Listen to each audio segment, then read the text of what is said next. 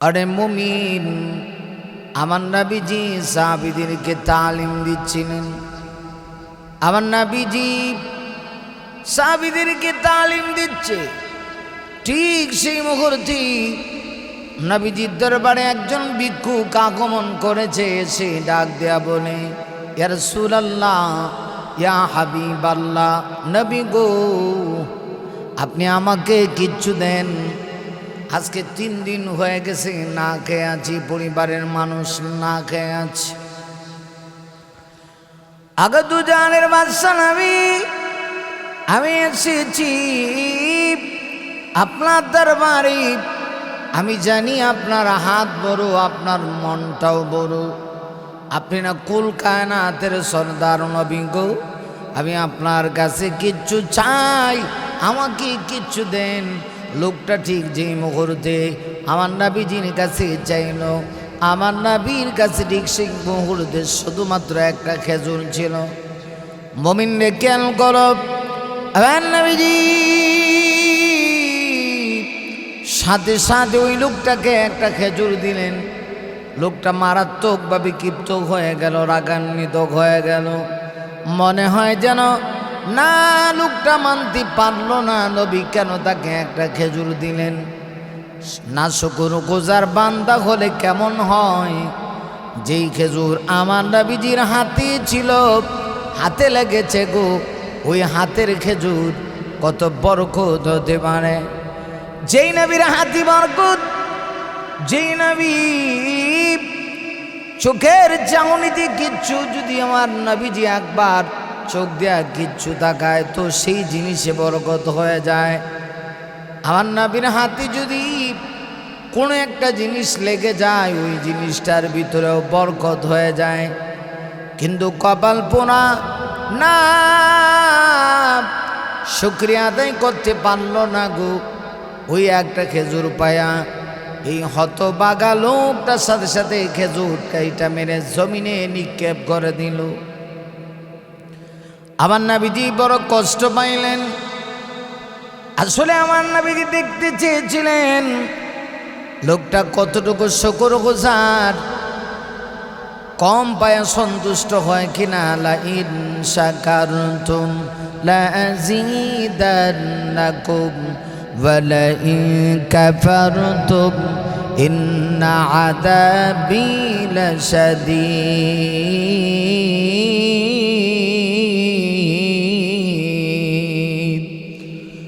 আরে মুমিন খেয়াল করো, আরে মুমিন, আমার আল্লাহ বলেন, যদি তোমরা আমার নিয়ামত পাইয়া, নিয়ামত খাইয়া, নিয়ামতের শুকরিয়া আদায় করো রে, আল্লাহ বলেন অবশ্যই অবশ্যই লাযীদান্নাকুম, আমি আল্লাহ আমার নিয়ামতগুলি তোমাদের জন্য বাড়িয়ে দিব। আর যদি ওয়ালা ইন কাফারতুম, আমার নিয়ামত পাইয়া খাইয়া যদি না শুকরিয়া করো, আল্লাহ বলেন জেনে রাখো, শুধুমাত্র আমার নিয়ামত ছিনিয়ে নিব তা না গো, তোমাদের জন্য অপেক্ষা করছে বড়ই কঠিন শাস্তি। ইন্না আযাবী লাশাদীদ।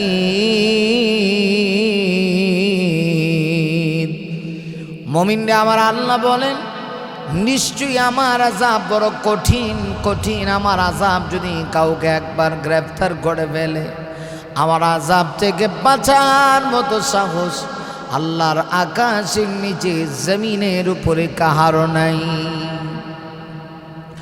আমার নবীজি আবার সাহাবীদেরকে বলে, সাহাবীরা দেখো না, আমার হাতের খেজুরটা পায়া লোকটা না শুকরিয়া করলো।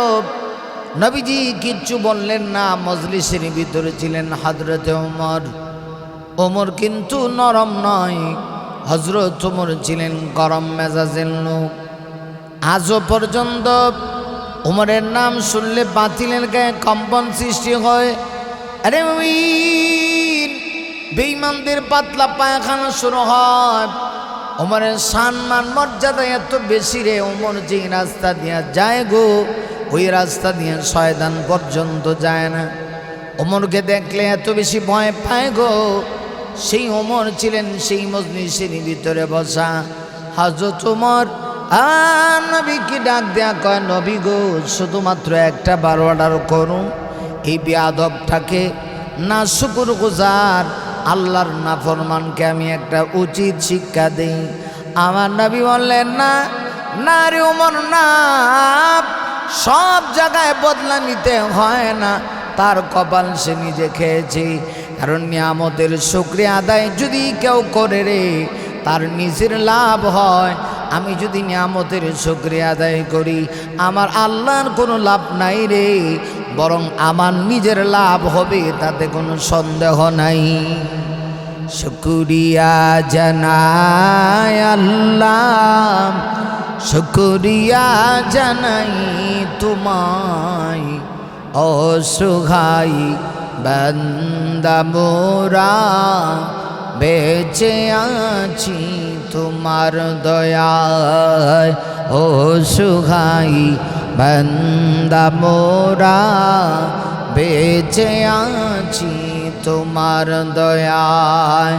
শুকরিয়া জানাই আল্লাহ, শুকরিয়া জানাই তোমায়, অসহায় বান্দা মোরা, বেঁচে আছি তোমার দয়ায়, অসহায় বান্দা মোরা, বেঁচে আছি তোমার দয়ায়।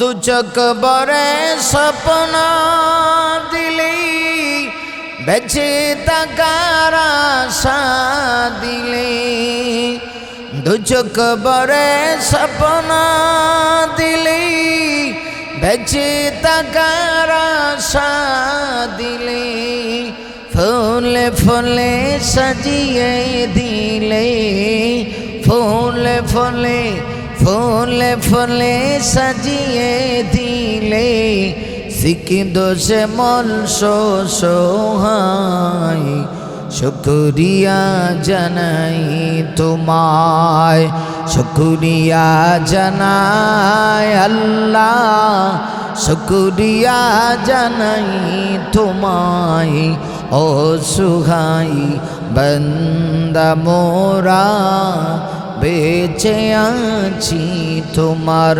দয়ায়, অসহায় বান্দা মোরা, বেঁচে আছি তোমার দয়ায়। নারে মুমিন, কোনো কিছু পেয়ে যদি কেউ শুকরিয়া করে, আমার আল্লাহ বড় খুশি হয় গো। আর যদি না শুকরিয়া করে, আমার আল্লাহ তার প্রতি বড় নারাজ হয়ে যায়। নবীজি বললেন, ওমর, এই লোকের সঙ্গে খারাপ আচরণ করো না, লোকটাকে যাইতে দাও। ঠিক পরক্ষণে আরেকজন ব্যক্তি আমার নবীজির দরবারে এসে আগমন করল। আরে মুমিন, আমার নবীজির দরবারে আরেকজন ভিক্ষুক মুহূর্তের ভিতরে আগমন করেছি। নবীজি দরবারে এসে ডাক দেয়া কয়, নবী গো, আজকে 3 দিন হয়ে গেল গো নবী, কিচ্ছু নাই, পেটে কোনো খাবার নাই, পেটে পাথর বাঁধে রাখছে, কেউ দেয় না গো নবী। কিন্তু আপনার দরবারে বড় আশা করে এসেছি, আমি জানি আপনার মন বড়, আপনি না খাইয়া মানুষকে আপনি খাওয়ান, আপনি নিজে না খেয়ে আপনার সঙ্গী সাথীদেরকে আপনি খাবার দিয়া করেন, আপনার সম্পর্কে আমি ভালো ধারণা রাখি। নবীজি তৎক্ষণাৎ তাকেও একটা খেজুর দিলেন। নাও একটা খেজুর নেও গো। লোকটা একটা খেজুর পাইয়া গো, লোকটা বড় বেশি খুশি হইল। খেজুরটা হাতে পাইয়া এত খুশি হয়েছে, লোকটা বলে আমি কামিয়াব হয়ে গেছি।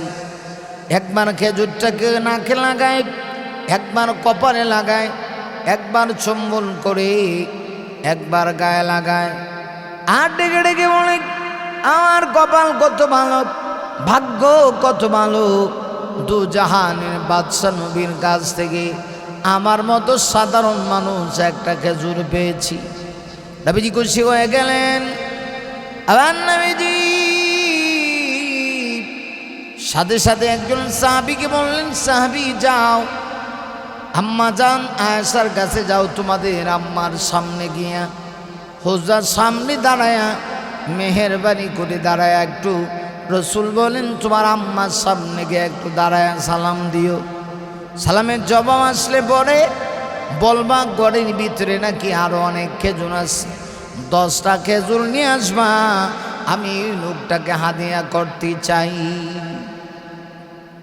আরে মুমিন, আমার আল্লাহর কোরআনের কথা, লা ইন শাকারতুম লা আযীদান্নাকুম ওয়া লা ইন কাফারতুম ইন্না আযাবী লাশাদীদ। শুকরিয়া করলে আল্লাহ খুশি হয়।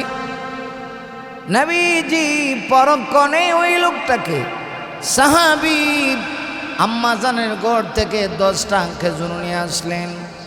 নবীজি 10টা খেজুরি তাকে দিয়া দিলেন। লোকটা আরো বেশি খুশি হয়ে গেল। খুশিতে এমন খুশি মনে হয় যেন খুশিতে এখন আর নিজেকে কন্ট্রোল করতে পারছে না। করে মানুষ যদি ওই বেশি খুশি হয় তখন দেখা যায় লোকটা কন্ট্রোল করতে পারে না। মানুষ বেশি আনন্দিত হইলেও অনেক সময় আনন্দে আত্মহারা হয়ে যায়। দেখা গেল লোকটা এত খুশি হয়েছে মনে হয় যেন আকাশের চারটা তার 2 হাতে লাগাল পেয়ে গেল। নবীজি তার এই অবস্থা দেখে গো আমার নবীজি বড় বেশি খুশি হইলেন। আবার আরেকজন সাহাবীকে পাঠাইলেন, যাও আয়েশাকে গিয়া ঘরের বাহিরে দাঁড়ায় সালাম দিও, আর কয়ো গো আমার বালিশের নিচে 10 দিরহাম আছে, আমাকে হাদিয়া দিয়েছি, আমি কৃতজ্ঞশীল আল্লাহর বান্দাকে হাদিয়া করতে চাই। পরক্ষণে এই লোকটাকে এনে আবার 10টা দিরহাম নবীজির পক্ষ থেকে হাদিয়া দেওয়া হইল। লোকটা এত খুশি হয়ে গেল মনে হয় যেন জীবনে ইয়ার চাইতে দামি দামি দামি দামি জিনিসের চাইতে জীবনে আর কোনোদিন পায় নাই। এত খুশি হয়েছে, নিয়ামতের শুকরিয়া আদায় করেছে। আরে মুমিনা শুনে জন্য বলি, নিয়ামত পাইয়া নিয়ামতের শুকরিয়া আদায় করলে নিজের লাভ হয় গো। আল্লাহ রাব্বুল আলামিন আরে ওই কেউ যদি নিয়ামত পায় কৃতজ্ঞতা আদায় করে রে, আমার আল্লাহ তার নিয়ামত বাড়ায় দেয়। এজন্য বলছিলাম লোকমান হাকিম একজন কালো মানুষ ছিল। যেই মানুষটা দেখতে ভালো না, চেহারা স্মার্ট না, আনস্মার্ট একজন মানুষ ছিলেন হযরত লোকমান হাকিম। দেখতে সুন্দর না, কালো, ঠোঁট মোটা, নাক মোটা, নাকের সেন্টার ঠিক না, কিন্তু পৃথিবীতে 3 কালো এমন ছিল গো, যেই 3 কালোর বড় দাম ছিল। লোকমান হাকিম এজন্য আমার আল্লাহ তেলাওয়াত করেছি সূরা লোকমানের আয়াত। আল্লাহ বলেন, আমি লোকমান কালো হইলে কি হবে, কুসরি হইলে কি হবে, আমি তাকে প্রজ্ঞা দিয়েছি, হিকমত দিয়েছি। ওয়ালাকাদ আতাইনা লোকমানাল হিকমাতা আনিশকুর লিল্লাহ।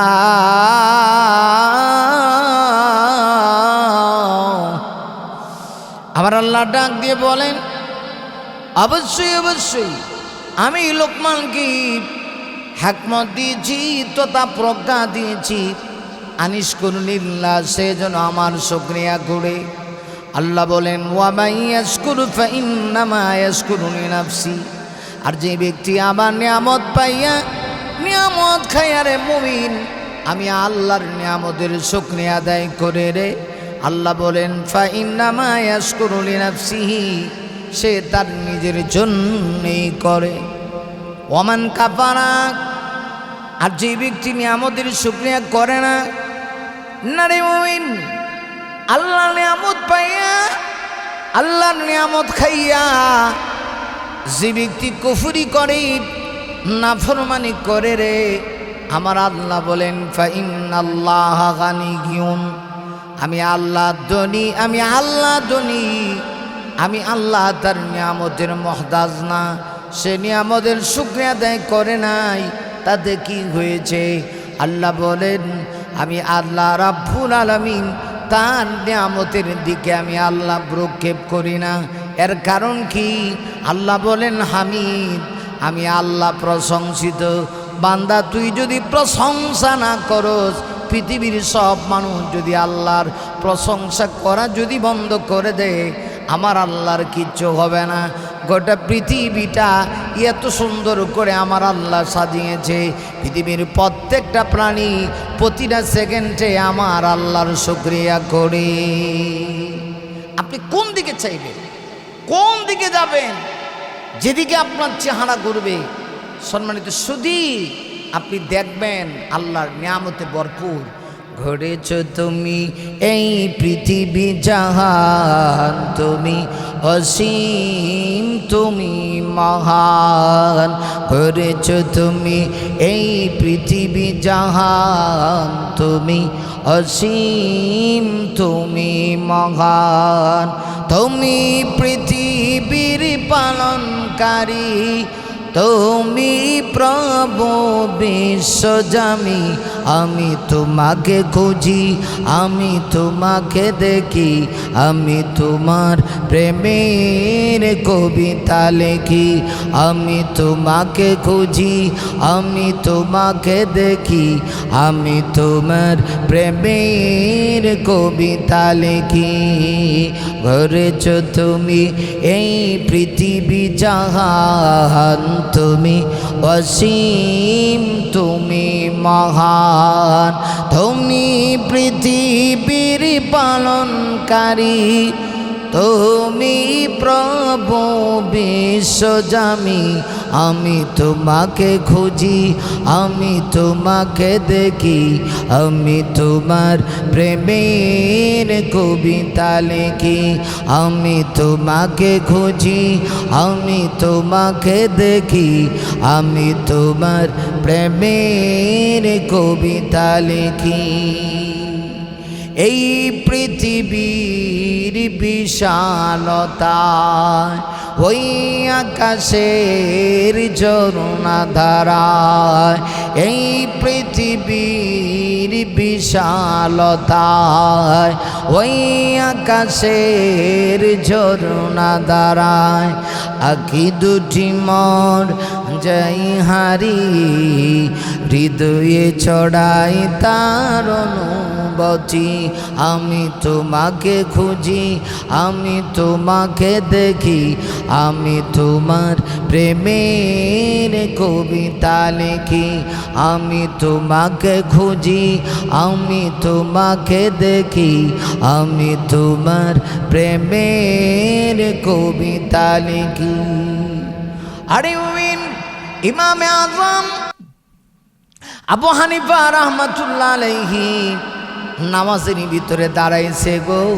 আবু হানিফা নামাজে যখন দাঁড়িয়েছে, ইমাম সাহেব নামাজের মধ্যে জাহান্নামের আয়াত পড়েছে।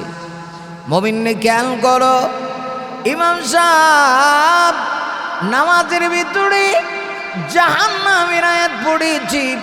সূরা ইয়াসিনের একটা আয়াত, যে আয়াতের ভিতরে আমার আল্লাহ বলেন ওয়ামতাজুল ইয়াউমা আইয়ুহাল মুজরিমুন।